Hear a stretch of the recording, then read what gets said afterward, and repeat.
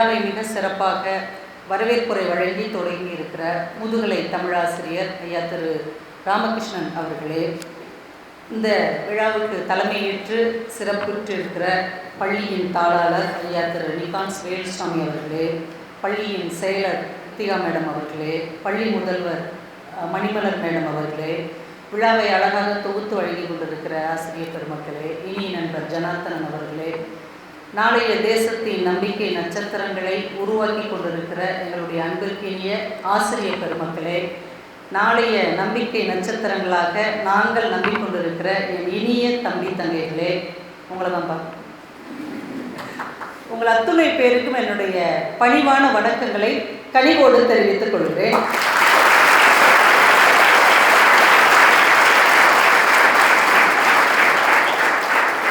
நீங்கள் இவ்வளோ உற்சாகமாக இருப்பீங்கன்னு நான் நினச்சே பார்க்கல. ஊக்கமது கைவிடல் நீங்கள் எனக்கு தலைப்பு கொடுத்துருக்குறீங்க.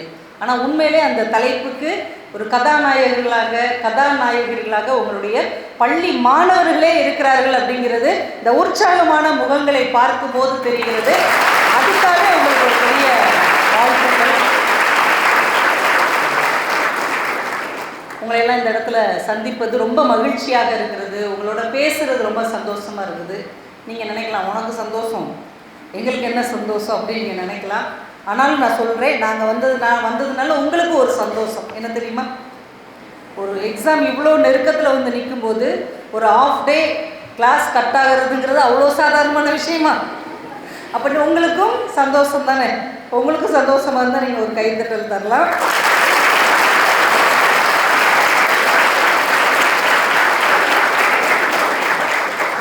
தமிழாசிரியர் ஐயா அறிமுகப்படுத்துகிற மாதிரி நான் ராஜபாளையம் அப்படின்னு ஒரு ஊர்லேருந்து வர்றேன். ரொம்ப தூரம், இங்கேருந்து ஒரு 6 மணி நேரம் 6.5 மணி நேரம் பயணம் செய்தால்தான் எங்கள் ஊர் வரும். திருப்பூர் வந்து எப்பயுமே ஒரு வியாபாரத்தின் ஊர், பரபரப்பாக இருக்கக்கூடிய ஒரு ஊர் அப்படின்னு சொல்லுவாங்க.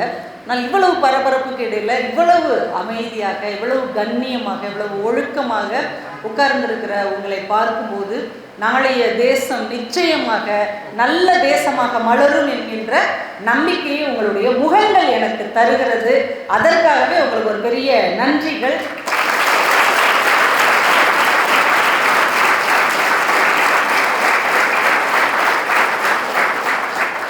உண்மையிலே உங்கள் மனசுலேருந்து தான் கை தட்டுறீங்களா? இப்படி அவங்க ஒரு கேப் போடும் போதெல்லாம் கை தட்டணும்னு உங்கள் டீச்சர்ஸ் சொல்லியிருக்காங்களா?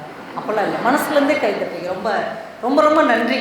நம்ம எந்த ஸ்கூலுக்கு போனாலும் உங்கள் ஸ்கூலை பற்றி சொல்வேன். அங்கே இருக்கிறாங்கப்பா பிள்ளைங்கன்னா அவங்க தான் பிள்ளைங்க. எங்கே கேப் விட்டாலும் கைத்தட்டி வந்திருக்கிறவங்களை உற்சாகம் பண்ணுற அந்த மனசு இருக்கே, அந்த மனசு தான் கடவுள் இல்லை? அந்த மனசு உங்களுக்கு இருக்குது. அதனால் நீங்கள் வாழ்க்கையில் எல்லா நலங்களும் வளங்களும் பெற்று வாழ வேண்டும் என்று நான் இறைவனை வேண்டுகிறேன். ஏன்னா மாணவர்கள் தான் ஒரு நாட்டின் அதிகாலை பொழுதை போன்றவர்கள் அப்படின்னு சொல்லுவாங்க. எந்த ஒரு விஷயத்தையும் நீங்கள் பார்க்குற விதத்துக்கும் பெரியவங்க பார்க்குற விதத்துக்கும் நிறைய வித்தியாசம் இருக்குது இல்லையா? பெரியவங்க கிட்ட ஒரு விஷயத்தை போய் பேசுவதற்கும் உங்களை மாதிரி இளையவர்களிடம் பேசுவதற்கும் நிறைய வேறுபாடு இருக்குது.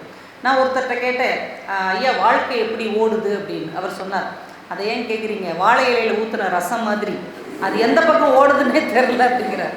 ஸோ ஓடுதுன்னு கேட்டது ஒரு குற்றமாயா அப்படின்ட்டு இன்னொருத்தர்கிட்ட கேட்டேன், ஒரு அண்ணாட்ட. ஆனால் வாழ்க்கை எப்படி ஓடிக்கிட்டு இருக்கு அப்படின்னு கேட்டால் தான் இப்படி சொல்கிறாங்கன்னு, வாழ்க்கை எப்படி போய்கிட்டு இருக்கு அப்படின்னு கேட்டேன். உடனே அவர் சொன்னார், அதை ஏமா கேட்குறீங்க, காரெல்லாம் பெட்ரோலில் போய்கிட்டு இருக்கு, பைக்கும் பெட்ரோலில் போய்கிட்டு இருக்கு, டிவி கரண்ட்டில் போய்கிட்டு இருக்கு, நம்ம வாழ்க்கையே கடலில் போய்கிட்டு இருக்கு அப்படின்னாரு.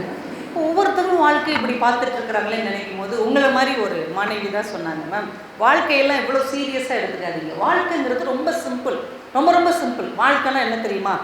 பிரம்மா ஒரு போஸ்ட் போடுவார், விஷ்ணு அதை லைக் பண்ணுவார், சிவன் அதை டெலீட் பண்ணிடுவார், அவ்வளோதான் வாழ்க்கை. இவ்வளவு எளிமையாக ஒரு வாழ்க்கைக்கு வரவிலக்கணம் சொல்ல முடியும் என்றால் அது இளைய சமுதாயத்தினால்தான் முடியும் அப்படின்றது ரொம்ப ஆச்சரியமாக இருந்தது. நான் நிறைய கோவில்கள் எல்லாம் ஆன்மீக சொற்பொழிவு பேச போவேன். எப்பயுமே வயசானவங்க தான் வந்து உட்காந்துருப்பாங்க. ஆன்மீகம் கேட்பதற்கு பெரியவங்க தானே வந்து உட்காந்துருப்பாங்க. சின்ன பசங்க ஒரு 4-5 பேர் உட்காந்துருந்தாங்க. சரி, அவங்களுக்கு ஏதாவது உற்சாகமாக சொல்லலாம் அப்படின்னு ஆரம்பித்தேன். அப்போ தான் ஆரம்பித்தேன், இறைவன் மிக பெரியவன் அப்படின்னு தான் ஆரம்பித்தேன். ஒருத்தங்கன்னா என்ன ஒரு 400 கிலோ இருப்பானா அப்படின்னு. அடப்பாவிகளா, எதையுமே இந்த மாற்றி யோசிக்கிற அந்த திறன் இருக்கு இல்லையா?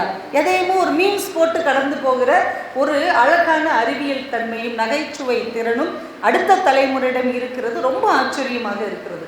சமீபத்தில் தேசிய புடவைகள் தினம் அப்படின்னு ஒன்று வந்தது. ஒரு ஒரு 2-3 மாதத்துக்கு முன்னாடி. அப்போ எனக்கு ஒருத்தர் ஒரு மீம்ஸ் அனுப்பியிருந்தார், ஒரு கல்லூரி மாணவர் தான் அனுப்பியிருந்தார். என்னன்னு பார்த்தா, பார்வதியும் பரமசிவனும் ஜவுளி கடைக்கு போகிறாங்க. எதுக்கு? புடவை எடுக்கிறது. பார்வதி உள்ளே போயிட்டாங்க புடவை செலக்ட் பண்ணுறது. சிவன் இப்படி வாசலில் கன்னத்தில் கை வச்சுட்டு இப்படியே உட்காந்துருக்காரு. கீழே கமெண்ட் போட்டிருக்கிறார் அந்த வாட்ஸ்அப் மீம்ஸ் அனுப்புனவர், மனைவி புடவை கடைக்கு சென்றால் சிவனே ஆனாலும் சிவனேன்னு தான் உட்காந்துருக்கணும். எப்படிப்பா இப்படிலாம் யோசிக்கிறீங்க அப்படின்னு ரொம்ப ஆச்சரியமாக இருந்தது. இப்போ அடுத்த தலைமுறை குழந்தைகள் சும்மா இந்த மாதிரி விளையாட்டாகவும் கேலியாகவும் பார்க்கிறவர்கள் மட்டும்தானா அப்படின்னு நம்ம யோசிச்சோம்னா நிறைய நல்ல குணங்கள் உங்களிடம் இருக்கிறது. ஒரு சின்ன யூகேஜி படிக்கிற ஒரு சின்ன பொண்ணு, அவளுக்கு ஃபேன்சி ட்ரெஸ் காம்படிஷனில் கலந்துக்கிறதுக்கு ஒரு வாய்ப்பு கிடச்சிருக்கு. அவங்க ஸ்கூலில் டாபிக் கொடுப்பாங்க இல்லையா ஒவ்வொரு வருஷத்துக்கும். அந்த வருஷத்துடைய டாபிக் என்னென்னா மகாபாரத கதாபாத்திரங்கள். எக்கோ அடிக்குதோ? நான் பேச பேச இங்கிட்டு ரிட்டர்ன் வருது இல்லையா? இந்த இதை அட்ஜஸ்ட் பண்ண முடியுங்க பண்ணுங்கள். நான் பேசுகிறது எனக்கே ரிப்பீட் ஆகிட்டே இருக்குது. உங்களுக்கு ஒன்றும் டிஸ்டர்பன்ஸ் இல்லாமல் இருக்குதா? பேசு அப்படின்றீங்களா? மகாபாரத கதாபாத்திரங்கள். நான் ஓகே இப்படி பின்னாடி ரொம்ப தள்ளி நின்று கூட பேசிக்கிறேன். மகாபாரத கதாபாத்திரங்கள் அப்படின்னு தலைப்பு கொடுத்துருக்காங்க. அவங்க அம்மாவுக்கு கர்ணன் ரொம்ப பிடிக்கும். வந்தவங்களெலாம் வாரி வாரி கொடுப்பார் இல்லையா, கர்ணன் ரொம்ப பிடிக்கும். அதனால் அந்த வேஷம் தன்னுடைய பிள்ளைக்கு போடலாம் அப்படின்னு சொல்லிட்டு மகளை அழைச்சிட்டு பியூட்டி பார்லருக்கு போகிறாங்க. அந்த கடைசி காட்சி இருக்கும்ல, கர்ணன் அப்படி நெஞ்சில் அம்பு பாஞ்சி அந்த தேர் சக்கரத்துக்கிட்ட இருப்பார் இல்லையா, அந்த வசனத்தை தன் பிள்ளைக்கு சொல்லி கொடுத்துக்கலாம் அப்படின்ட்டு அவங்கள்ட்ட கேட்குறாங்க. இந்த அக்சசரிஸ், தேர், அந்த சக்கரம், அந்த ராஜா வேஷம் எல்லாம் சேர்த்து எவ்வளோ ஆகும் அப்படின்னு கேட்குறாங்க. அவங்க ஒரு 5000 ரூபாய் கிட்ட ஆகும் அப்படின்றாங்க. சரி, நாளைக்கு காலையில் நான் ஒரு 6 மணிக்கெலாம் என் குழந்தைய அழைச்சிட்டு வந்துடுறேன், நீங்கள் எல்லாமே ரெடி பண்ணி வச்சுருங்க அப்படின்றாங்க. சரி, இன்னொன்று வாசல்கிட்ட தான் போகிறாங்க. அந்த பாப்பா அம்மா சாரியை பிடிச்சி இழுக்குது. என்னம்மா அப்படின்றாங்க. இல்லை, நான் இந்த தடவை இந்த காம்படிஷனில் கலந்துக்கல, அடுத்த வருஷம் கலந்துக்கிறேன். ஏன் பயப்படுறியா? வசனம் கஷ்டமாக இருக்கும், நைட்டுக்குள்ளே மனப்பாடம் பண்ணுறது கஷ்டமாக இருக்குன்னு பயப்படுறியா? அதெல்லாம் நீ சூப்பராக பேசிடுவார். இதுக்கு முன்னாடி எத்தனை 100 திருக்குறள்லாம் சொன்னவ தானே நீ, இன்னைக்கு நைட்டுக்குள்ளே நீ மனப்பாடம் பண்ணிவிடுவா, அம்மா உனக்கு ஈஸியாக எழுதிதானே. இல்லை அதுக்கெல்லாம் இல்லைம்மா, என் பக்கத்தில் லாவண்யான்னு ஒருத்தி உட்காந்துருப்பாள்ல, ஆமாம், அவள் இந்த வருஷம் டேம் ஃபீஸ் இன்னும் கெட்டலம்மா, டெய்லி மேம் கேட்குறாங்க, எனக்கு கொடுக்குற இந்த காம்படிஷனுக்கு கொடுக்குற 5000 ரூபாயை நீ அவங்களுக்கு கொடுத்துரு, அவள் ஃபீஸ் கட்டிக்கிட்டோம், அடுத்த வருஷம் நான் இந்த காம்படிஷனில் கலந்துக்கிறேன் அப்படின்னு அந்த குழந்தை அவங்க அம்மா கிட்ட சொல்லு.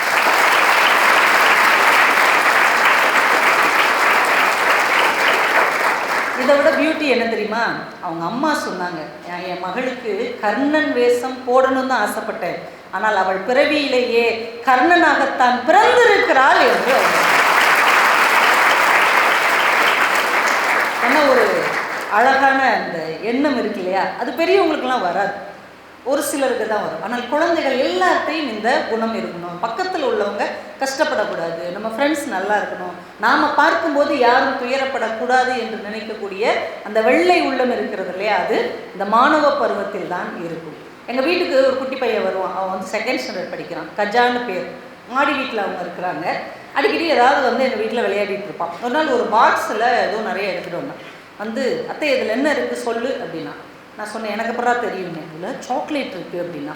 நான் எனக்கு கூட அப்படின்னு கேட்டேன். சின்ன பிள்ளைங்க சிலர் தரவே மாட்டாங்கல்ல, எனக்கு கூட அப்படின்னு. அப்போ ஒரு போட்டி அப்படின்னா என்ன அப்படின்னு, இதுக்குள்ளே எத்தனை சாக்லேட் இருக்குதுன்னு சொல்லு, உனக்கு சாக்லேட் தர்றேன்னா. எத்தனை சாக்லேட் இருக்குதுன்னு சொன்னால் நீ எத்தனை சாக்லேட் தருவ அப்படின்னு நான் கேட்டேன். இதுக்குள்ளே எத்தனை சாக்லேட் இருக்குதுன்னு நீ கரெக்டாக சொன்னேன்னா இதுக்குள்ளே இருக்கிற 18 சாக்லேட்டையும் உனக்கே தந்துடுறேன். எப்படி அப்பாவிகளாக இந்த குழந்தைகள் வளர்ந்து கொண்டிருக்கிறார்கள். இந்த உலகம் அவங்களுக்கான ஒரு வாய்ப்பை தர வேண்டும் அப்படின்னு நான் அடிக்கடி நினைத்துக் கொள்வேன். எவ்வளோ அழகான பருவம் இல்லையா இந்த மாணவ பருவம் அப்படிங்கிறது. ஒரு கிறிஸ்தவ பள்ளிக்கூடம், கிறிஸ்டியன் மிஷினரி நடத்துகிற ஒரு கிறிஸ்தவ பள்ளிக்கூடம். நான் சொல்கிறது எல்லாமே நடந்த சம்பவங்கள் தான், கதையை எதுவுமே சொல்லலை. அங்கே கிறிஸ்மஸ் வரும்போது ஒரு பெரிய நாடகம் ஒன்று நடத்தலாம். அந்த ஆண்டு விழாவில் இயேசு கிறிஸ்துவின் பிறப்பை முன்னிறுத்தி ஒரு நாடகம் நடத்தலாம் அப்படின்னு முடிவு பண்ணுறாங்க அந்த ஸ்கூல் சார்ந்தவங்க. அப்போ அதுக்கு யார் யார் நல்லா நடிப்பாங்க, வசனம் பேசுவாங்க, அப்படி பார்த்து தானே செலக்ட் பண்ணுவாங்க. அப்படி நிறைய பேர் செலக்ட் பண்ணிகிட்டு இருக்காங்க. ஒரு குட்டி பையன் 7th படிக்கிறவன் கொஞ்சம் திக்கி தான் பேசுவான், அவன் கண்டினியூஸாக பேசுகிறதுக்கு சிரமப்படுவான். அப்போ அவனை நாடகத்துக்கு எடுக்க மாட்டாங்க தானே, ஏன்னா வசனம் பேசணும். அவன் வீட்டில் போய் அழுறான், என்னைய வந்து நாடகத்தில் எடுத்துக்கல, எனக்கு ஒரு வாய்ப்பு வேணும்னு திக்கி திக்கி அம்மாட்ட சொல்லி அழுகிறான். இப்போ அம்மாவுக்கு கஷ்டமாக இருக்குது. அதனால் ஸ்கூலில் வந்து மேம்கிட்ட சொல்கிறாங்க, மேம் என் பிள்ளை வந்து பெரிய வசனம் கொடுத்தா பேசிக்க மாட்டான், ஆனால் சின்ன வசனம் இருக்கிற ஒரு சின்ன கேரக்டர் கொடுங்க, எப்படி 10 நாள் இருக்குல்ல ஆனுவல் டேக்கு, அதுக்குள்ளே நான் அவனை சொல்லி சொல்லி நான் மனப்பாடம் பண்ணி பேச வச்சிட்றேன், நீங்கள் இப்படி ஒதுக்குனீங்கன்னா அவன் மனசு கஷ்டப்படும்ல. உடனே மேம் சரி நான் சின்ன கேரக்டர் தர்றேன் அப்படின்ட்டு நம்மளுடைய மரி அன்னையும் புனித சூசையப்பரும் இயேசுடைய அம்மா அப்பா இருக்காங்க இல்லையா, அவங்க கர்ப்பிணியாக இருக்கும்போது எனக்கு இங்கே ஒரு இடம் கிடைக்குமான்னு ஒவ்வொரு விடுதியிலையா போய் கேட்கணும். அப்படி கேட்கும்போது விடுதி மேனேஜராக இங்கே இடம் இல்லை அப்படின்னு சொல்கிற ஒரு கேரக்டர் இருந்தது. ஒரே வசனம் தான், இங்கே இடம் இல்லை, அப்போ இதை உங்கள் பையனுக்கு கொடுத்துருவோன்னே அவங்க வீட்டுக்கு எடுத்துகிட்டு போய் அந்த பையனை மனப்பாடம் பண்ண வைக்கிறாங்க. போகும்போது வரும்போது உட்காரும் போது நிற்கும் போது எல்லா இடத்துலையும் இங்கே இடம் இல்லை, இங்கே இடம் இல்லை, இங்கே இடம் இல்லைன்னு அவன் பாட்டுக்கு மனப்பாடம் பண்ணிட்டான். நல்லா சொல்லிட்டான், திக்கவே இல்லை, திணறவே இல்லை, 2 வார்த்தை அழகாக மனப்பாடம் பண்ணிட்டான். இப்போ ஆனுவல் டே வந்துருச்சு, எல்லாரும் அவங்கவுங்க வேஷம் போட்டு அந்தந்த இடத்துல நிற்கிறாங்க. இப்போவே அந்த மேனேஜராக நிற்கிறான். இப்போ மரி அன்னையும் சூசையப்பரும் வயசானவங்க கேரக்டர் போட்டு இவங்க கர்ப்பிணி பெண்ணாக வர்றாங்க. இது வரைக்கும் எல்லோரும் யூனிஃபார்மோட தானே இருந்தாங்க. இப்போ ஏதோ மேரி மாதாவே முன்னாடி வந்து நிற்கிற மாதிரி இவன் அப்படியே ஸ்டன் ஆகிட்டான். எங்களுக்கு இங்கேயாவது இடம் கிடைக்குமா அப்படின்னு பாவமாக கேட்டவுடனே அப்படியே நின்றுட்டான். அவனுக்கு வார்த்தையே வரல, பேசவே மாட்டான். கூட்டத்தில் இருந்து அவங்க அம்மா கத்துறாங்க, இங்கே இடம் இல்லை, இங்கே இடம் இல்லை, சொல்லுடா சொல்லுடான்னு. மேடைக்கு பக்கத்துல இருந்து டீச்சர் சொல்கிறாங்க, இங்கே இடம் இல்லை, சொல்லி தொலை, இங்கே இடம் இல்லைன்னு இங்கேருந்து இவங்க கதறாங்க, அங்கேருந்து அவங்க கதறாங்க. 2 பக்கமும் பார்த்துட்டு டக்குன்னு சொல்லியிருக்கிறான், இங்கே இடம் இல்லை, எங்கள் வீட்டுக்கு வாங்க, அங்கே உங்களுக்கு நான் இடம் தர்றேன். கூட்டமே எழுந்து நின்று கைத்தட்டி இருக்கிறார். அது நாடகம்தான். ஆனால் அவனுக்கு என்ன தோணி இருக்குது, ஒரு கர்ப்பிணி பெண்ணும் ஒருத்தவங்களும் வந்து இங்கே இடம் இருக்கான்னு கேட்குறாங்க. இங்கே இடம் இல்லைன்னு எப்படி சொல்கிறது, இங்கே இடம் இல்லை, எங்கள் வீட்டில் இடம் இருக்குது, நீங்கள் அங்கே வாங்க அப்படின்னு சொல்லுகிற அந்த மனசு இருக்கு இல்லையா, அதுதான் மாணவ பருவம் உங்களுக்கு கிடைத்திருக்கிற மிகப்பெரிய பரிசு. இந்த வயசுல தான் எல்லாரையும் நேசிக்கணும். வளர வளர என்ன ஆயிரும், இது என் வீடு, என் குடும்பம், எனக்கு அப்படின்ற ஒரு எண்ணம் வரும். ஆனால் இந்த பருவத்தில் நாங்கள் எங்களுடையது அப்படிங்கிற ஒரு விசாலமான மனசு இந்த பருவத்தில் வரும். இந்த பருவம் தான் நேர்மையாக இருக்கும், கண்ணியமாக இருக்கும். இந்த உலகத்தில் எல்லாவற்றையும் சரியாக கணிக்கக்கூடிய ஒரு பருவம் என்றால் அது இந்த மாணவ பருவம் தான். நீங்கள் உங்கள் வீட்டில் உங்கள் தம்பி தங்கச்சி உங்கள் ஸ்கூல்லே இருக்கிறாங்கல்ல, ஓ அப்படியா, சரி, நாங்கள் பட்டிமன்றம் பேசும்போது இப்படி அடிச்சாங்கன்னா நிப்பாட்டணும்னு அர்த்தம். நான் பதறிட்டேன், ஐயா தான் மதுரையில் இருக்காரு, அவர் இங்கே வந்து பெல் அடிச்சு போதுன்னு சொல்கிறாரோ அப்படின்னு நினச்சி பயந்துட்டேன். இந்த உங்கள் வீட்டில் குட்டி பிள்ளைங்க இருந்தாலும் உங்கள் ஸ்கூல்லையோ 2nd ஸ்டாண்டர்ட் தமிழ் புக் இருக்கும் இல்லையா, நீங்கள் அதை வாங்கி பாருங்கள். அதில் ஆத்திச்சூடின்னு ஒன்று இருக்கும்ல, அதில் நேர்பட ஒழுகு அப்படின்னு ஒரு பாடம் இருக்குல்ல, அந்த நேர்பட ஒழுகு அப்படிங்கிற பாடத்துக்கு எதிர்க்க 3rd ஸ்டாண்டர்ட் படிக்கிற ஒரு பையனுடைய ஃபோட்டோ வச்சுருப்பாங்க. பார்த்துருக்குறீங்களா? நீங்கள் வாய்ப்பு இருந்தால் நாளைக்கோ நாளை கழிச்சோ பாருங்கள். அவன் பேர் முகமது யாசின். ஈரோடு பக்கத்தில், ஈரோடு இங்கே பக்கத்தில் தானே இருக்குது, பக்கத்தில் உள்ள கவர்மெண்ட் ஸ்கூலில் அவன் 3rd ஸ்டாண்டர்ட் படிச்சுட்டு இருக்கும்போது மத்தியானம் சாப்பிட்றதுக்காக வீட்டுக்கு போகிறான். ரோடை கடந்து அந்தாண்ட போகும்போது ஒரு மஞ்சள் பை ஏதோ கனமாக கிடந்திருக்கு.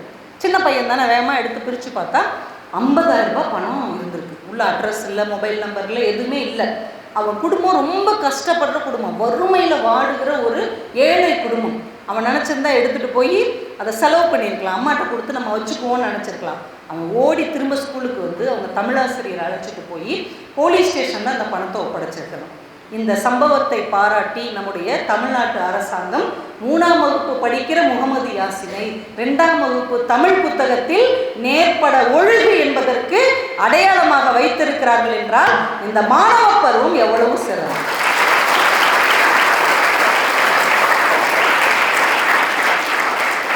எப்படி யோசிச்சிருக்கிறாங்க பெரியவங்க எல்லாரும் இப்படி யோசிப்பாங்களான்னு சொல்ல முடியாது. ஏன்னா நம்மளே கஷ்டப்படுறோம், கடவுள் கொடுத்துருக்கிறாருன்னு நினச்சி எடுத்துகிட்டு போக கூட வாய்ப்பு இருக்குது. ஆனால் அந்த குழந்தை யோசித்திருக்கிறாங்க, இது யாரோ ஒருத்தருடைய பணம், அடுத்தவருடைய பணத்துக்கு நாம் ஆசைப்படக்கூடாது என்று நினைக்கிற எண்ணம் இருக்கிறது இல்லையா, அதுதான் இந்த பருவம் உங்களுக்கு கொடுத்துருக்கிற ஒரு மிகப்பெரிய பரிசு. நாங்களும் உங்களை மாதிரி ஸ்கூல் பிள்ளைங்களாக இருக்கும்போது இதே மாதிரி மோட்டிவேஷன் பேசுகிறதுக்கு யாராவது வருவாங்க, வந்தவங்க இதே மாதிரி நகைச்சுவையாக பேசுவாங்க, ஏதாவது குட்டி கதைகள்லாம் விஜய் அண்ணா மாதிரி சொல்லுவாங்க.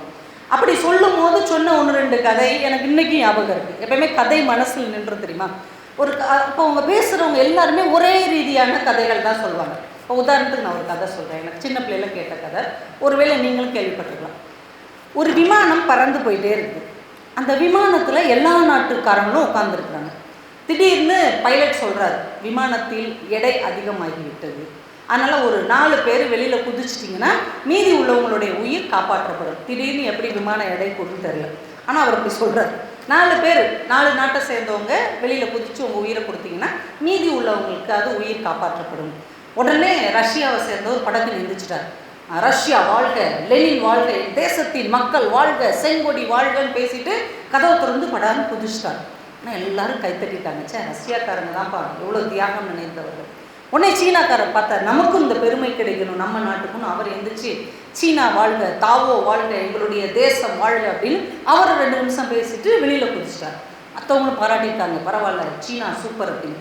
உடனே ஒரு பிரிட்டிஷ்காரர் பார்த்தார், நம்ம நாட்டில் என்ன சாதாரணமா அப்படின்னு, இங்கிலாந்து வாழ்க, விக்டோரியா மகாராணி வாழ்க, எங்களுடைய ஏகாதிபத்திய வாழ்க அப்படின்னு அவர் வெளியில் குதிச்சிட்டார்.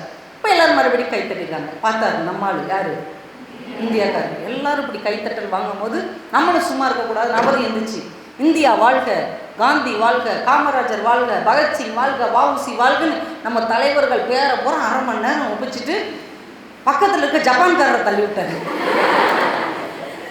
பார்த்தீங்களா நம்ம இந்தியாக்காரங்க எவ்வளோ விவரமானவங்க அப்படின்னு. இதே மாதிரி நாங்களும் கைத்தட்டி சிரித்தோம், எப்படி நம்ம ஆளுக சூப்பர் அப்படின்னு சொல்லி. இப்போ எங்கள் பட்டிமன்றத்துலேயும் ஒரு ஜோக் சொல்லுவாங்க.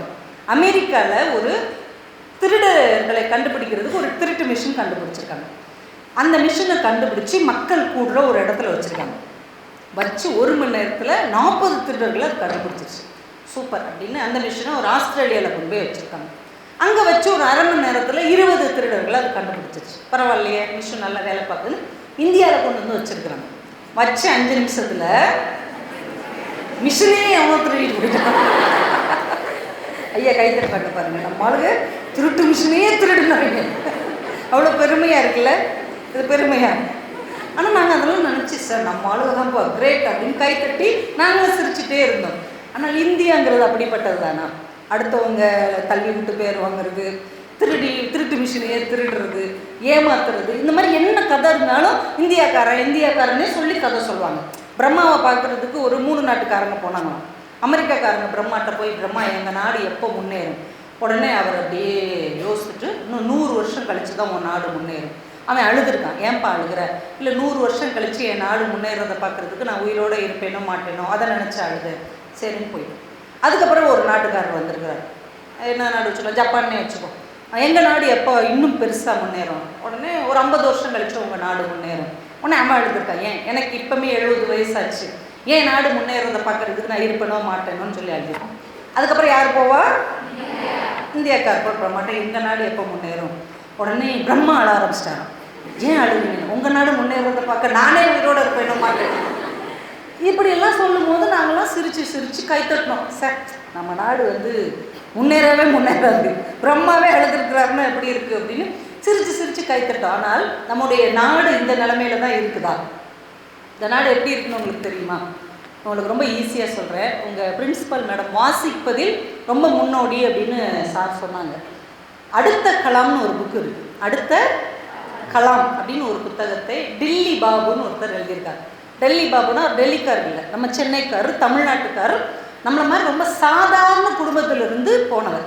அப்துல் கலாம் ஐயாவுடைய விஞ்ஞானத்துறையில் கூடவே பணியாற்றியவர். இன்றைக்கி ரொம்ப பெரிய போஸ்டிங்கில் இருக்கிறார். இந்திய அளவில் முக்கியமான போஸ்டிங்கில் அவர் இருக்கிறார். அவர் ஒரு புத்தகம் எழுதியிருக்கிறார், அடுத்த கலாம் அப்படின்ற புத்தகம். நீங்கள் எழுத வேண்டாம், மனசில் வச்சுக்கோங்க, ஏன்னா மைண்டு டிஸ்டர்ப் ஆகும். எதையுமே நீங்கள் எழுத வேண்டாம், நான் பேசுகிற எதையுமே அது நல்ல வார்த்தையாக இருந்தால் அது உங்கள் மனசுக்குள்ளே போய் நிற்கும். புத்தகத்தில் நீங்கள் நோட்டில் எழுதணும்னு தேவையே இல்லை. அதனால் உங்களுக்கு எது மனசில் நிற்குதோ அது உங்களுக்கானது. அதனால் எழுத வேண்டாம், நீங்கள் இதுலேயுமா கவனம் செலுத்த வேண்டாம். நான் பேசுகிறத மட்டும் கேட்டால் அந்த அடுத்த கலாம் அப்படிங்கிற புத்தகத்தில் அவர் இந்தியா இன்னைக்கு எப்படி இருக்குன்னு எழுதுகிறார். ஐநா சபைன்னு ஒன்று கேள்விப்பட்டிருப்பீங்கல்ல, ஐக்கிய நாடுகள் சபை, அதுதான் சுருக்கமாக ஐநா சபை. இந்த ஐநா சபையில் 193 நாடுகள் உறுப்பினராக இருக்கிறாங்க. உலகத்தில் 200 நாடுக்கு மேலே இருக்குது. 193 நாடு மெம்பர்ஸாக இருக்கிறாங்க. இந்த 193 நாடுகளில் 7 நாடுகளிடம்தான் நவீன போர் தொழில்நுட்ப விமானம் இருக்கிறது. அந்த 7 நாடுகளில் ஒன்று நம்முடைய இந்திய நாடு என்று அவர் பதிவு செய்தார். நிலாவுக்கு விண்கலம் அனுப்பிய 6வது நாடு நம்முடைய இந்திய நாடு. செவ்வாய்க்கு விண்கலம் அனுப்பிய 4வது நாடு நம்முடைய இந்திய நாடு. உலகத்திலேயே மிகப்பெரிய இராணுவத்துறையையும் ரயில்வே துறையையும் கொண்டிருக்கிற 3வது நாடு நம்முடைய இந்திய நாடு. உலகத்திலேயே வேகமாக வளர்ந்து வருகிற பொருளாதாரத்தில் 2வது இடத்தில் இருக்கிற நாடு நம்முடைய இந்திய நாடு. மைக்கா போன்ற தனிம உற்பத்தியில் உலகத்திலேயே முதலிடத்தில் இருப்பது இந்திய நாடு. அது மட்டும் இல்லை, உலகத்திலேயே அதிகமான இளைஞர்களை கொண்ட ஒரே நாடு இந்திய நாடு என்று அழைக்கப்படுகிறது. அவ்வளோ கெத்து. இந்தியா எங்க இருக்குதுன்னு தெரியுதா? இந்த பழைய ஜோக்குகள்ல இந்தியா இல்லை. உலக நாடுகளுக்கு இடையேயான ஓட்டப்பந்தயத்தில் முதல் இடத்தை நோக்கி ஓடிக்கொண்டிருப்பதுதான் எங்கள் இந்திய திருநாடு என்பதை நீங்கள் மனதில் ஆழமாக பதிவு செய்து கொள்ள வேண்டும். ஏன் இதை உங்களுக்கு சொல்றேன் தெரியுமா? அவர் இதை சொல்லிட்டு சொல்றார், இந்தியா இன்றைக்கு இவ்வளவு உயரத்தில் இருப்பதற்கு என்ன காரணம் தெரியுமா? எங்கள் தேசத்தை சேர்ந்த மாணவர்கள் தான் காரணம் என்று எழுதினார். அறிவும் ஆற்றலும் திறமையும் கொண்ட எங்கள் மாணவர்கள் தான் காரணம், இளைஞர்கள் தான் காரணம். நாளைக்கு இதை இன்னும் ஒருபடி உயர்த்த போகிறவர்கள் யார்? நீங்க தான். அப்போ உங்ககிட்ட தானே சொல்லணும். நாங்கள் அமெரிக்காவுக்கு போயிருந்தேன்னு அவங்க சொன்னாங்க. பந்தாவுக்காகவும் சொல்லலை, நான் 3 தடவை அமெரிக்காவுக்கு பேசுகிறதுக்காகவே போயிருக்கிறேன். அப்படி ஒரு முறை போனப்போ அங்கே நம்ம தமிழ்காரங்க இருப்பாங்கள்ல, அவங்கள்ட்ட பேசிகிட்டு இருக்கும்போது நம்ம நாடை பற்றி எப்படி இங்கெல்லாம் பார்க்குறாங்க அப்படின்னு கேட்கும்போது அவங்க சொன்னாங்க, நாங்கள் 50-60 வருஷத்துக்கு முன்னாடியெல்லாம் இங்கே அமெரிக்காவில் இந்தியானாலே ரொம்ப இளக்காரமாக பார்ப்பாங்க. ஏதோ பாவம், ரொம்ப ஒரு சாப்பாடுக்கே வழி இல்லாத ஒரு வறுமையான நாடு, ரொம்ப ஏழ்மைப்பட்ட நாடு, இப்படி தான் நினைப்பாங்களாம் 50-60 வருஷத்துக்கு முன்னாடி நம்ம நாடை பற்றி கேள்விப்படுவோம். அப்போ அங்கே உள்ள அம்மாலாம் இருப்பாங்களா, அமெரிக்க அம்மாக்கள், அவங்க பிள்ளைங்களுக்கு சாப்பாடு ஃபீட் பண்ணும்போது சொல்லுவாங்களாம், இந்த ஃபுட்டை வேஸ்ட் பண்ணாத, ஃபுட்டை கீழே வீணாக்காத. ஏன்னா இந்த ஃபுட்டு கூட கிடைக்காம இந்தியாவில் லட்சக்கணக்கான பிள்ளைங்கள் வறுமையில் இருக்கிறாங்க, இதை நீ வேஸ்ட் பண்ணேன்னா அதை அவங்க சாப்பிட்டுக்குவாங்க அப்படி சொல்லி ஊட்டுவாங்களாம். இப்போ சமீபத்தில் போகும்போது அவங்க சொல்கிறாங்க, இன்றைக்கு காலகட்டத்தில் எல்லா அமெரிக்க பெற்றோர்களும் தங்கள் அமெரிக்க பிள்ளைகளிடம் சொல்லுகிறார்கள், கணிதம் ஒழுங்காக படி, கம்ப்யூட்டர் ஒழுங்காக படி, அறிவியல் ஒழுங்காக படி, இல்லை என்றால் உன்னுடைய வேலையை பறித்து கொள்ள ஆற்றலும் திறமையும் மிக்க லட்சக்கணக்கான இளைஞர்கள் இந்தியாவில் தயாராகி வருகிறார்கள் என்று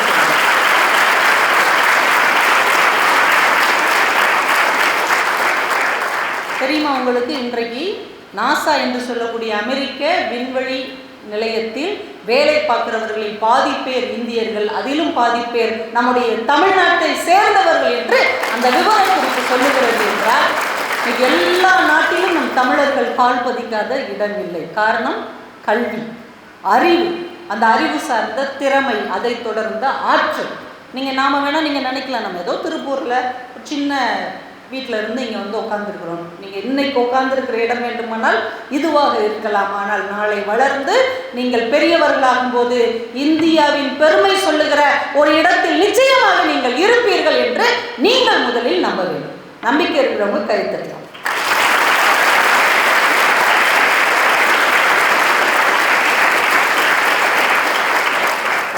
நம்பிக்கை இருக்கு. ஏன்னா உங்களால் முடியும். ஏன்னா உங்களுடைய வயது, உங்கள் கையில் இருக்கக்கூடிய அந்த கல்வி என்கின்ற ஆயுதம். இந்த வயசில் நீங்கள் என்ன நினைச்சாலும் சாதிக்கலாம். குற்றால ஈஸ்வரன் அவ்வளோ பெரிய கடலை நீந்தியே கடந்த போது அவருக்கு வயது வெறும் 11 தான். மேண்டலின் சீனிவாசன் பெரிய புகழை பெற்ற போது அவருக்கு வயது வெறும் 15 தான். சச்சின் இந்திய அணியில் இடம்பெற்ற போது அவருக்கு வயது 16 தான். மார்க்கோ போலா உலகத்தையே வலம் வர கிளம்பிய போது அவருக்கு வயது 17. இன்றைக்கு குகேஷ் உலக சாம்பியன் பட்டத்தை பெற்ற போது அவருக்கு வயது 18.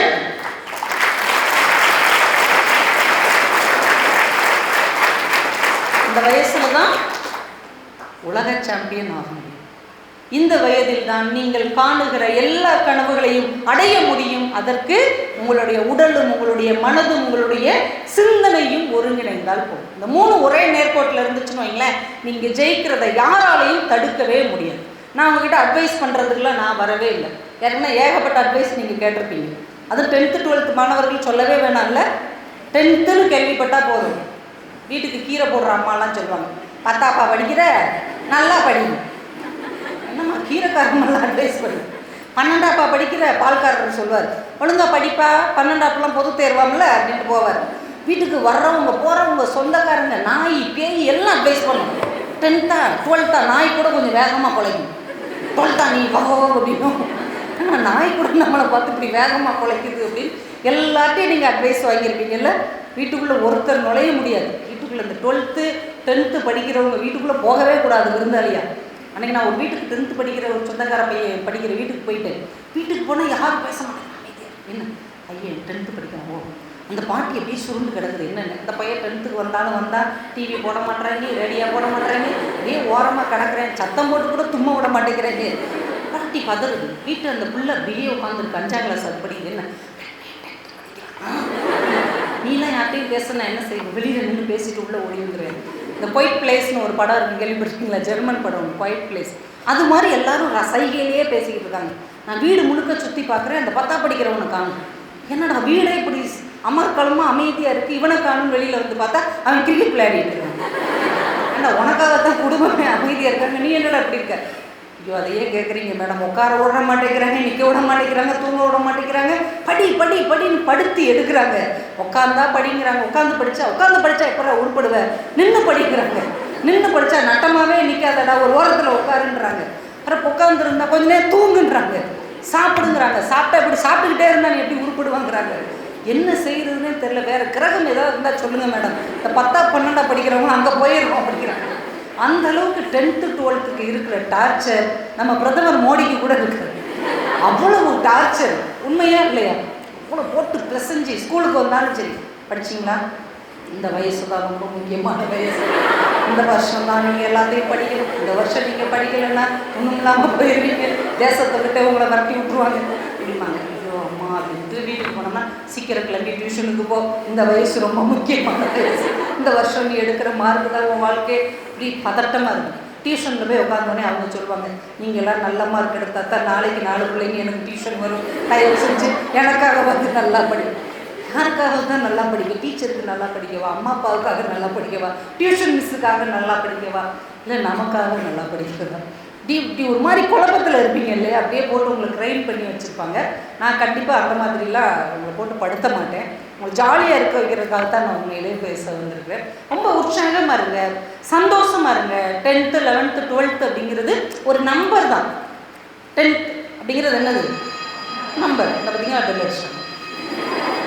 11th number, 12th number. இதில் என்ன பயம் இருக்குது? நீங்கள்